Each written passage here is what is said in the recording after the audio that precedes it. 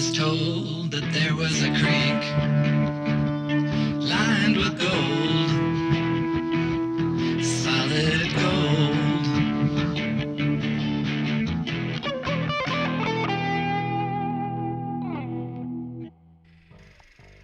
Hey everyone, we're glad to see you back here for episode 4. The dredging continues. As you can see, we've pushed into the corner a little bit more at the suggestion of the claim owner, and we're going to work our way out towards the middle.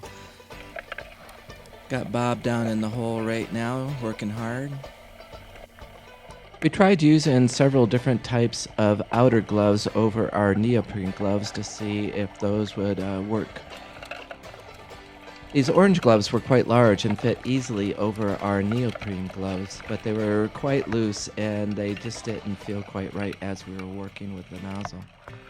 You can see here this material did stretch out somewhat, so we had material at the end of our fingers, which made it uncomfortable to work with.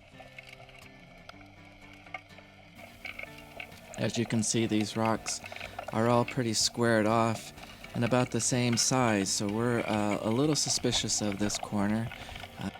We're believing that this has been worked already, but we're continuing to go down to bedrock, and then we'll see what we find down there.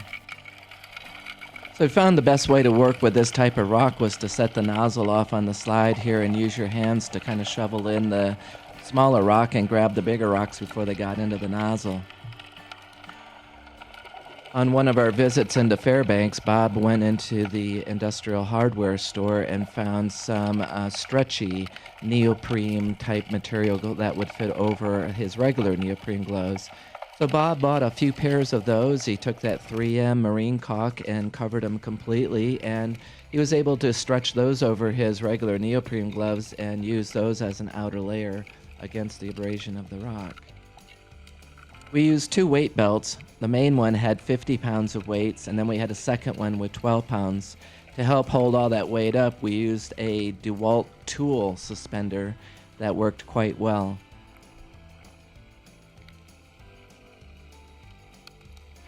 Using this semi-clear type of hose, when you get a rock jam, sometimes you can just follow the hose up and you can see where the blockage is at, and by giving it a vigorous shake, you can free that blockage.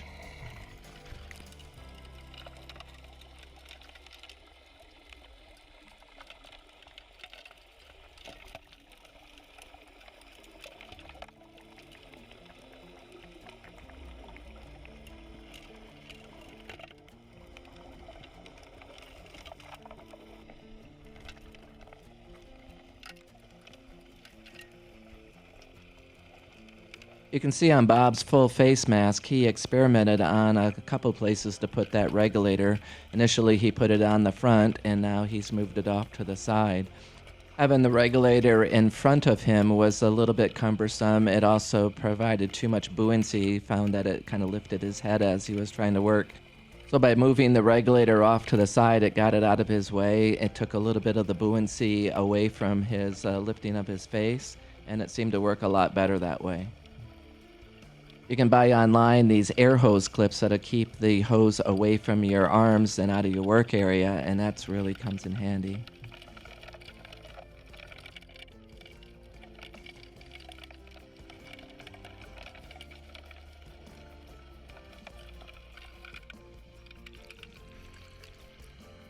There was just a lot of sharp, angular rocks in this corner, so it wasn't very easy sucking all this up.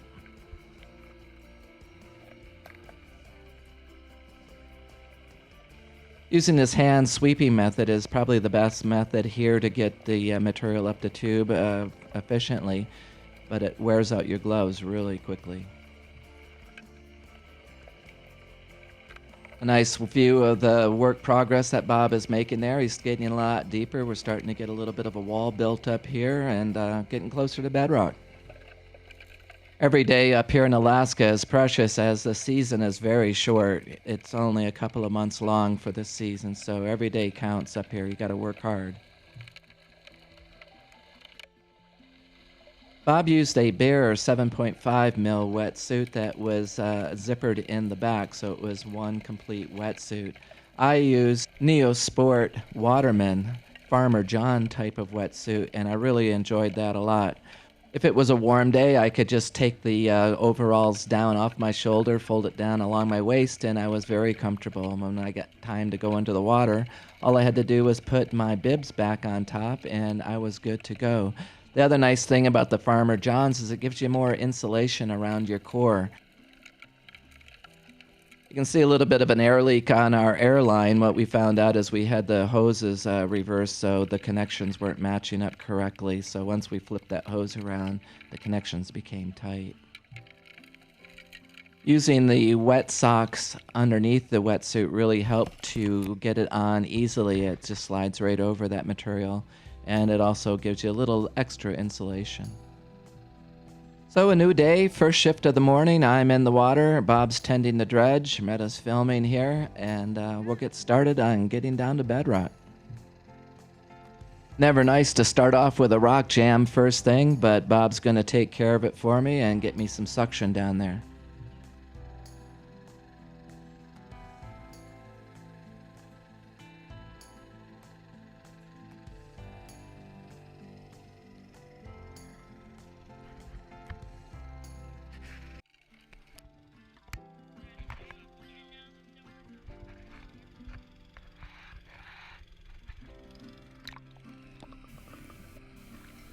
So we're working off the slope coming down off of the east side of the creek here. We're following down, taking all this cobble off of here, and we're starting to see some of the slope of the hill. Key to keeping a clog-free hose is try to keep it as straight as possible. You see I got my oversized rubber boots over my wetsuit booties so I don't tear them on those rocks. Get quite sharp.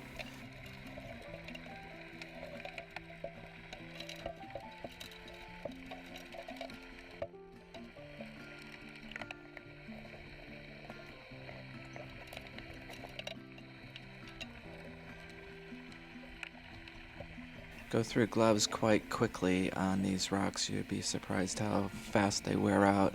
So it's important to get some very good gloves. I have the Kevlar gloves that Illinois Bob had given me. He was using them to work in the creek and wasn't using them anymore, and I had already tore up one pair. So you see these nice Kevlar type gloves, even they started wearing out after about a week, so I had to put that marine caulk on these gloves as well. But these gloves seem to held up the best of any of them that I've had. The neoprene gloves don't work at all. They're just too soft. So just working down this slope here, you can see some of the branches sticking out from the side of the bank here. These are all dead tree limbs that have been washed down and got stuck here in this overburden right up against the bank here. We're going to take it down to bedrock and see what we find, and then work our way out towards the center of the creek. Marietta going off for another bucket of material to see what she can find on the claim. You can see our air pulley is starting to slip a little bit here. We discovered a little bit of a water leak on our pump that was making the belt wet and slippery, so we ended up fixing that. So you can see what our hole looks like after the first week of dredging. So we put in 21 hours of dredging. We had one day of rain that we couldn't get up there to dredge on, but we found 0 gold, so we're a bit disheartened. We hope to see you on the next video, and we're hoping that our fortunes are going to turn and we're going to start finding some gold.